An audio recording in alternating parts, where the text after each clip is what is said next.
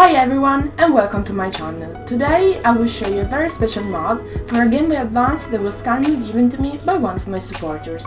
We all know how challenging it can be playing with a Game Boy, especially without a good source of light. Fortunately, the backlight screen for Game Boy has been available for several years now. So I'm going to add a backlight screen to this Game Boy. I bought a kit with everything I need to do it, and also a new case, since as you will see, this Game Boy is in some strange conditions.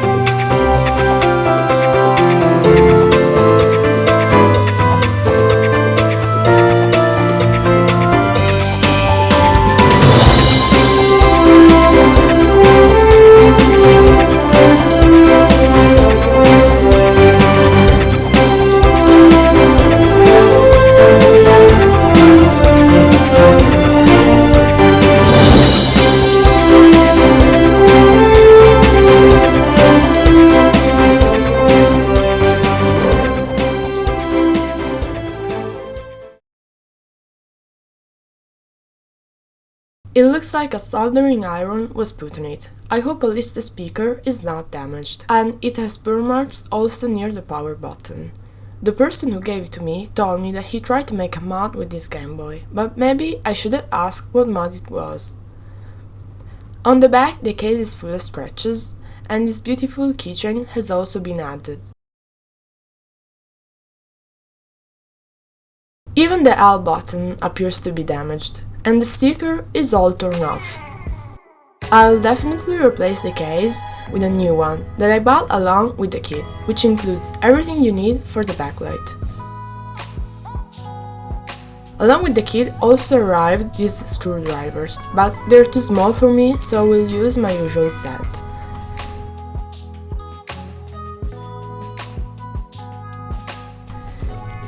In this box there's everything you need for the backlight, and also a new protective screen. The new LCD display is slightly larger and thinner, because between the card and the screen must be placed some parts and the screen could break. Inside there is a cable that connects the Game Boy screen to the card, and that contains chips that convert the video signal. It also provides the backlight control. And this is the new case. Inside there are also new buttons, screws, a new sticker and another protective screen.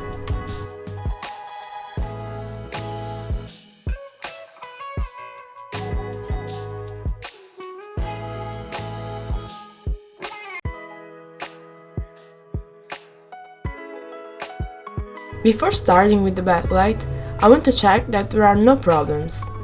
I'm mainly concerned about the speaker, since there was definitely a soldering iron left on it.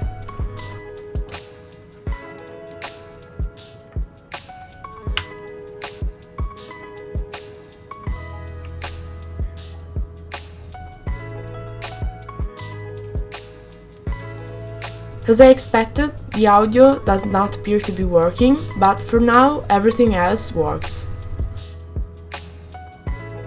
Only now I'm noticing how much it is ruining the protective screen. Luckily, together with the kit, there were two protective screens with which I can replace it.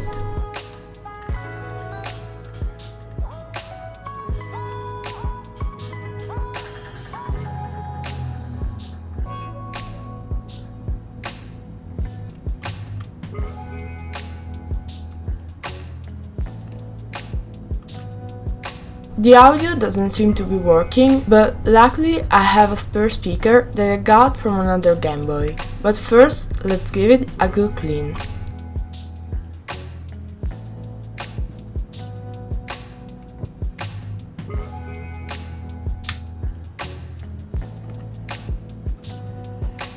Outside there are 4 screws, 2 3 spikes, and one with a cross print.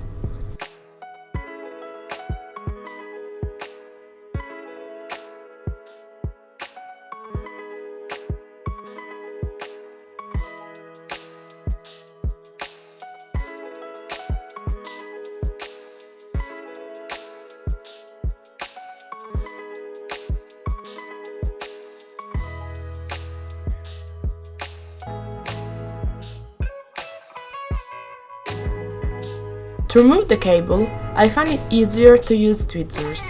In this way, I don't risk to ruin it.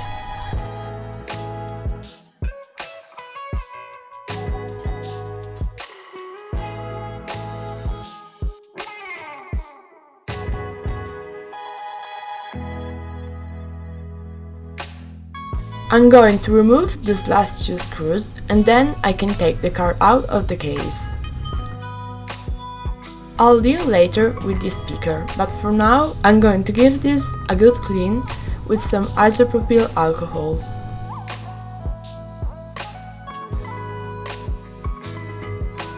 Unfortunately, with this camera you might not notice it, but it's really dirty.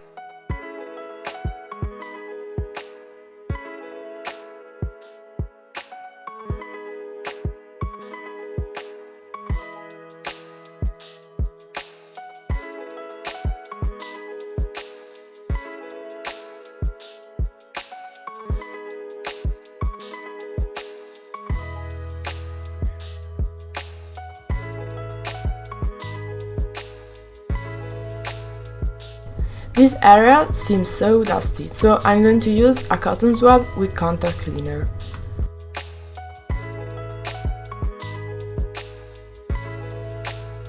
And it was still really dusty. At this point, I'm going to insert the new speaker.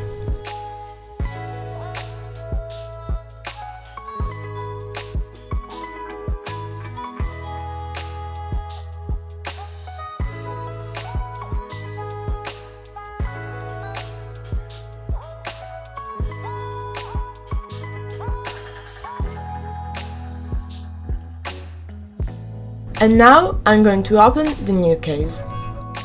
There is already a new sticker in the kit, so I won't have to take care of reprinting it.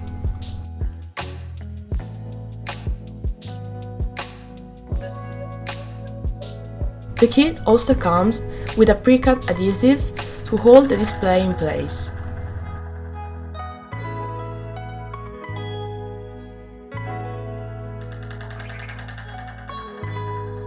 It is important to try to place the display correctly at the first time, since trying to move it could ruin it.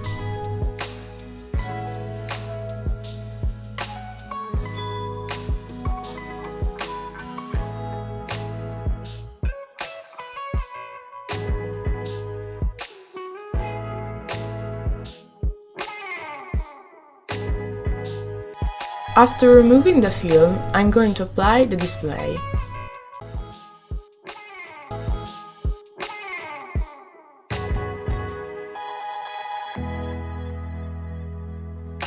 There is also this insulating film that goes behind the screen.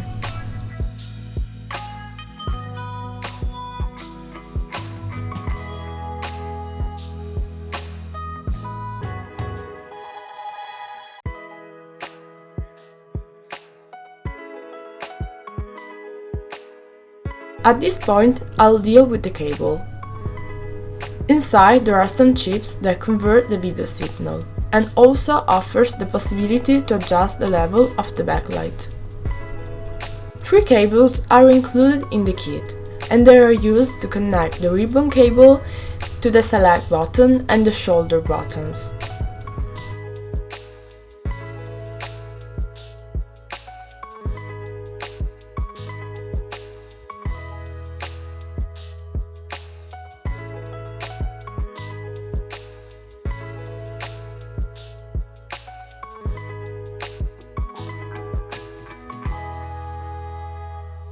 cable is suitable for both 32 and 40 pin cards. I simply folded the part of the cable I wasn't using. I placed it in the right corner of the screen and connected it carefully to the bottom of the display.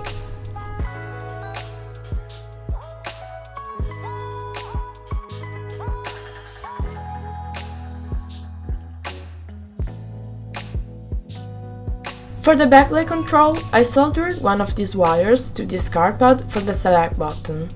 I repositioned the membranes, keys, and the insulating sponge back. To prevent it from moving around, I put back the screws immediately.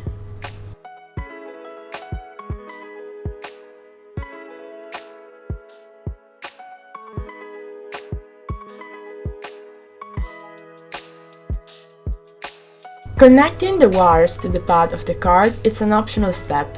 If I hadn't connected them, the backlight would still work, but I wouldn't be able to adjust it.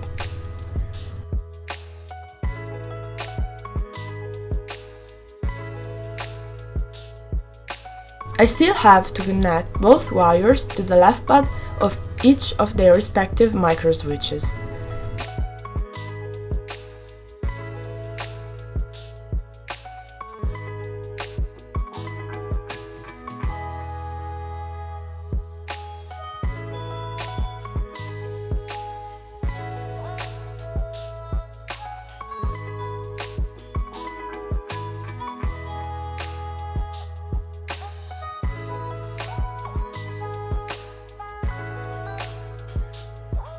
At this point I am pretty much done, and I'm going to put the case back in place.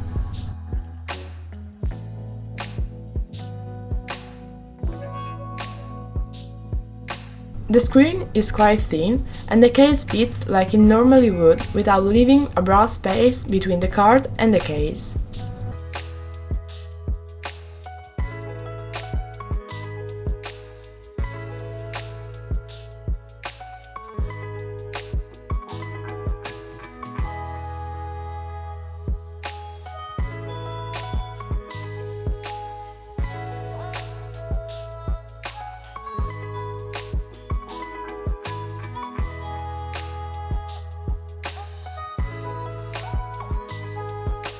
The display, as well as being thinner, it should also be slightly more larger, so I hope the protective screen is larger too. The Game Boy is completed and has arrived the moment to test the backlight and the speaker.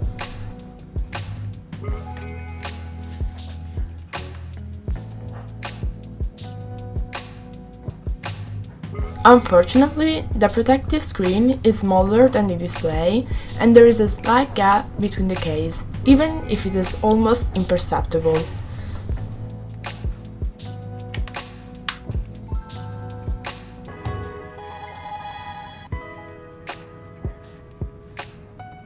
The audio problem is gone. Now let's check the backlight. By holding the select button and the shoulder buttons, you can adjust the brightness.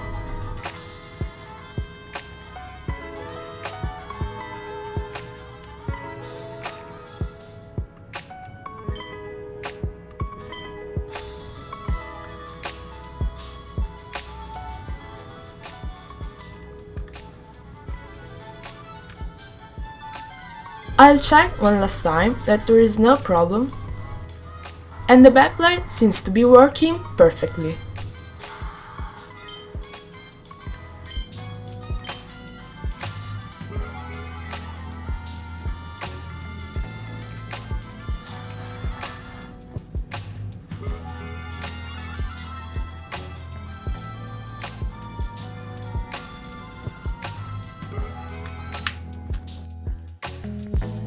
This ends this video. I hope you liked the final result. Despite the conditions the Game Boy was in, I'm satisfied with the work done. The addition of the backlight screen and the new case have definitely improved the gaming experience and the look. I would like to thank the person who gave me this Game Boy and gave me the opportunity to do this mod. If you have any ideas or suggestions for future mods, or if you want to share your modding experience, I invite you to leave a comment below. See you on the next video.